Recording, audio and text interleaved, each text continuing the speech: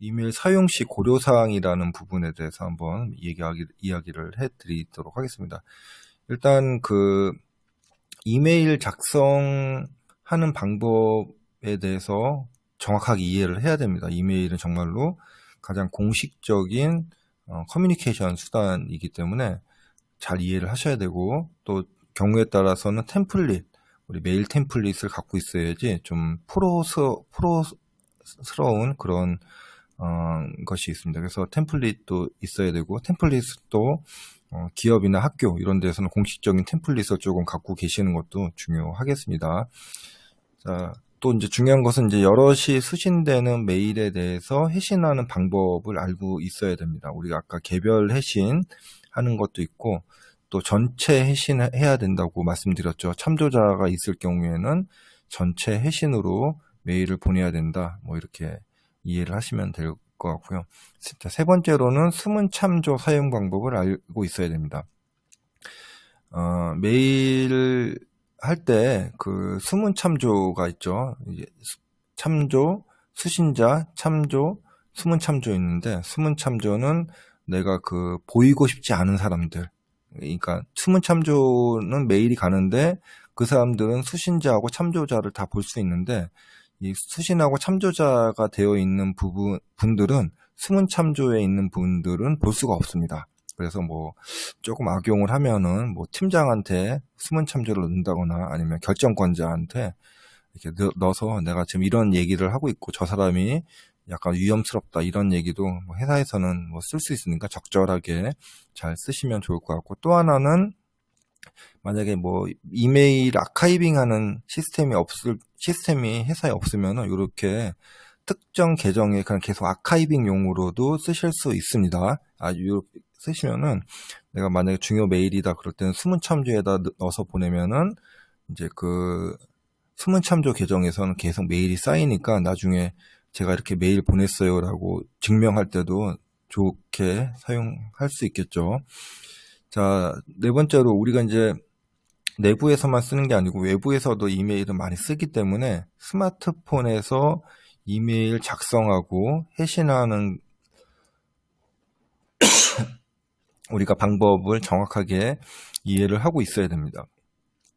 자, 스마트폰이 또 안드로이드랑 iOS랑 약간씩 다른데 이런 것도 이해를 하시고요. 또 안드로이드 같은 경우에는 업데이트도 많이 되고 있습니다. 그래서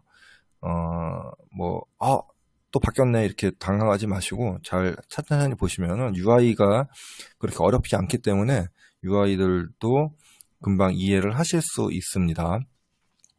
자, 우리 파일 첨부와 링크 첨부의 차이를 이해를 해야겠죠. 파일 첨부는 25메가 내에서 이메일 안에다가 실제로 파일을 첨부하는 기능이고요. 그렇게 되면은 메일이 25메가짜리가 날아가는 겁니다. 시간도 오래 걸리고, 오류가 생기고 했을 때는 문제가 생길 수 있습니다. 그래서 가급적이면은 파일 첨부하지 말고 링크 첨부로 해서 보내야 되는 경우도 있는데, 또 경우에 따라서는 경우가 계속 나옵니다. 파일 첨부를 해야지 증빙을 할 수 있는 경우도 있습니다. 우리가 링크 첨부로 하면은 그게 메일 안에 포함이 되지 않는 거기 때문에 내가 만약에 이력서를 제출을 했는데 만약에 못 받았다 이럴 경우에는 그 메일 안에다가 이력서를 첨부를 해서 그것을 EML 파일로 하나 만들어야지 법적으로도 증명을 할 수가 있을 것 같아요. 그래서 경우에 따라서는 이렇게 첨부를 꼭 해야 되는 경우도 있습니다. 자, 서명을 사용할 수 있어야 됩니다. 서명은 우리가 메일 누구입니다. 전화번호, 팩스번호, 관련된 내용 이렇게 같이 보내는 건데 매번 작성할 수 없으니까 서명을 미리 작성을 해놓고 사용하시면 아주 편리하겠죠. 또 최근에 이제 기능이 복수 서명 기능도 들어왔습니다. 그러니까 서명을 여러 개 만드는 기능이니까 이런 기능도 사용을 할 수 있어야겠죠. 경우에 따라서는 이쪽 서명을 쓰고 또 이 메일에 따라서는 또 다른 서명 쓰고 이렇게 쓰시면은 편리할 것입니다. 자, 자주 작성하는 내용 아까도 말씀드린 것처럼 회사 소개 자료 매번 작성하면 너무 시간이 많이 걸리죠. 이런 거는 그냥 하나 만들어 놓고 템플릿에 등록을 해 놓으면 그냥 클릭 몇 번만으로 보낼 수 있습니다. 자, 늦은 시간에 메일을 보내면은 그 상대방도 늦은 시간에 알람이 오겠죠. 물론 이제 디지털 리터러시가 높은 분들은 요 알람 설정도 해놔서 뭐 잠자는데 방해받지 않게 해놓을 텐데, 또 디지털 리터러시가 낮거나 뭐 어떤 특정 같은 경우에는 또 메일 늦게 보낸다고 또 뭐라고 하시는 분들도 있어요. 그래서 이런 경우에는 가급적 뭐 2시, 3시 이렇게 작성을 하더라도 아침에 7시나 8시에 발송하도록 예약 발송 기능을 이용하시면 좋습니다. 또 우리가 이런 경우 있죠. 뭐 8시부터 접수합니다. 이럴 경우에도 8시에 딱 걸어 놓으면은 시간 잊어버려도 자동으로 발송되기 때문에 정확하게 메일 전송을 할 수가 있습니다.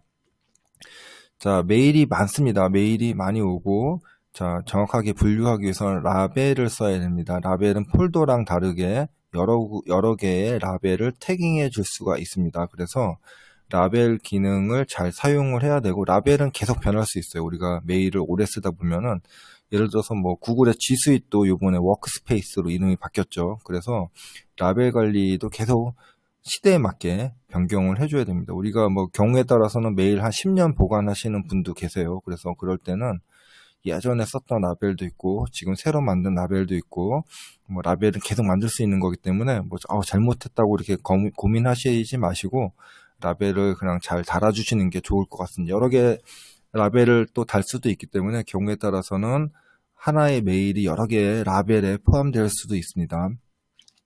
자, 그러면 라벨을 누르면 그 해당되는 메일만 보실 수 있는 편리한 기능이 되겠죠. 자, 10번째, 스팸 메일 분류 및 관리할 수 있다. 스팸 메일은 구글에서는 AI로 관리가 되는데, 요 AI 말고 AI가 가끔씩 또 실수하는 경우가 있어요. 메일 내용을 보고 판단을 하는 거기 때문에, 그럴 때는 구글 AI한테 나를 위한 AI죠. 이 메일은 스팸이 아니야 라고 이렇게 교육을 계속 시켜주셔야 되고요. 또 반대로 스팸인데 또 그냥 일반 분류 기본 이런 데로 들어올 수 있습니다. 요새는 아주 해커들이나 이 보내는 마케터들이 머리가 좋아서 스팸 아닌 것처럼 또 이렇게 보내는 경우도 있기 때문에, 그런 경우에는 또 이 메일은 스팸 메일이야 이렇게 지정을 해고 AI를 교육을 해 주시면 될 것 같습니다.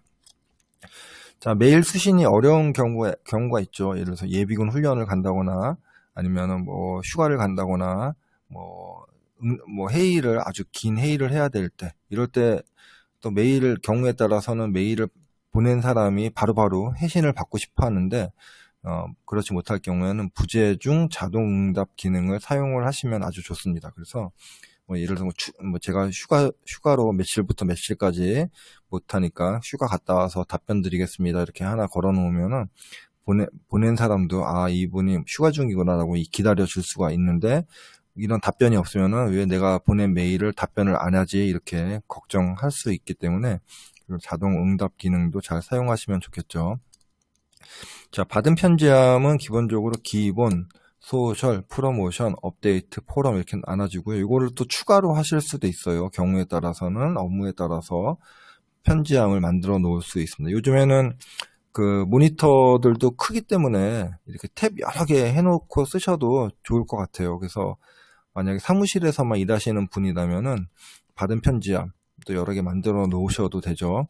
자, 아까 우리 그 라벨 태깅하는 기능도 있고 이렇게 받은 편지함 분류하는 기능도 있으니까 원하시는 기능으로 만들어 놓고 쓰시면 좋을 것 같습니다. 그냥 개인 선호도 문제이기 때문에 이게 좋다 저게 좋다 그렇게 말씀 안 드리겠습니다. 자, 자주 확인하는 메일은 중요 표시를 해 놓으면 또 중요로 표시가 됩니다. 이런 것도. 자, 14번째, 메일 수신할 때 상대방 메일을 주소록에 저장을 해 놓으면은 메일 또 보내고 할 때도 찾지 않고 그냥 저장을 해 놓으면 되고요. 자, 15번째, 이메일 주소가 우리가 구글 도메인 같은 경우에는 하나인데 추가로 더 만들 수도 있습니다. 내가 더 만들 수도 있고 아니면 다른 계정에 있는 메일도 추가할 수가 있습니다. 그래서 이메일이라는 것은 어떻게 보면은 그 엽서 같은 겁니다. 엽서는 우리가 누구든지 메일을 볼 수가 있고, 또 메일 내가 엽서에다가 뭐 대통령 이렇게 쓴다고 하더라도 뭐 처벌받지 않죠. 그거는 그냥 개인적인 문서이기 때문에 개인적인 문서이기 때문에 뭐라고 하지 않습니다. 물론 이제 회사에서 보냈는데 뭐 사장이 아닌데 사장 이렇게 쓰면은 큰일 나죠. 그거는. 자, 그래서 이메일 다른 주소로 메일 보낼 수도 있으니까 이것도 한번 연습해 보시고요. 자, 17번째, 상대방이 메일을 읽었는지 확인하는 방법을 알고 있다. 이거는 그 메일에다가 작은 이미지, 보이지 않는 이미지를 하나 주고 그것을 액세스하는 것을 확인해서 아, 이 사람이 메일을 받구나 안 받구나 이제 이런 식으로 확인하는 기능인데 이것은 시스템에 따라서 지원 안 할 수도 있습니다. 그러니까 어떤 경우에 우리는 보안이 중요해 그러면은 메일을 받아서 보았는데도 불구하고 그 받다는 메시지를 안 보낼 수도 있어요. 그래서 이걸 전적으로 믿을 건 아니고 그냥 참고만 하시면 되겠습니다. 그 아는 분이 이력서를 보냈는데 이력서를 안 읽어봐서 너무 속상했다.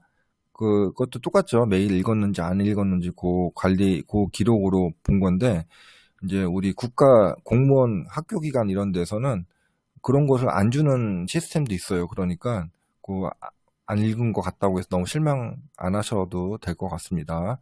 자, 또 이제 우리 애드온으로 해서 지메일에 관련된 부가 기능들을 또 설치를 할 수가 있습니다. 그래서 이런 거 설치를 잘 해서 사용을 해 보시면 좋겠습니다. 자, 19번째. 업무 환경에서 화면 세팅 또 뭐 할 수가 있어야 되겠죠. 그래서 지메일 템플릿에 보면 이쁜 그림도 있으니까 그런 거 좀 적용해서 사용해 보시면 좋을 것 같습니다.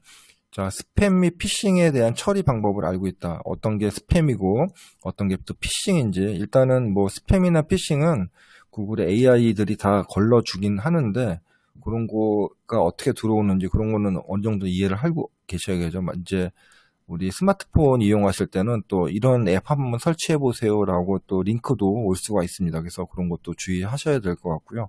우리가 이메일은 업무의 시작이자 끝이기 때문에 항상 지메일 기능은 잘 알고 계셔야 됩니다. 이것은 뭐 학생도 잘 알고 있어야 되고 특히 회사원 같은 경우에서는 잘 보셔야 되고 일반적인 메일 시스템은 좀 보안적으로 취약한 부분이 많이 있으니까 가급적이면 지메일을 크롬 브라우저에서 쓰시는 것을 가장 추천을 드리겠습니다. 자, 오늘은 이메일 사용할 때, 지메일 사용할 때 고려사항에 대해서 말씀을 한번 드려봤습니다.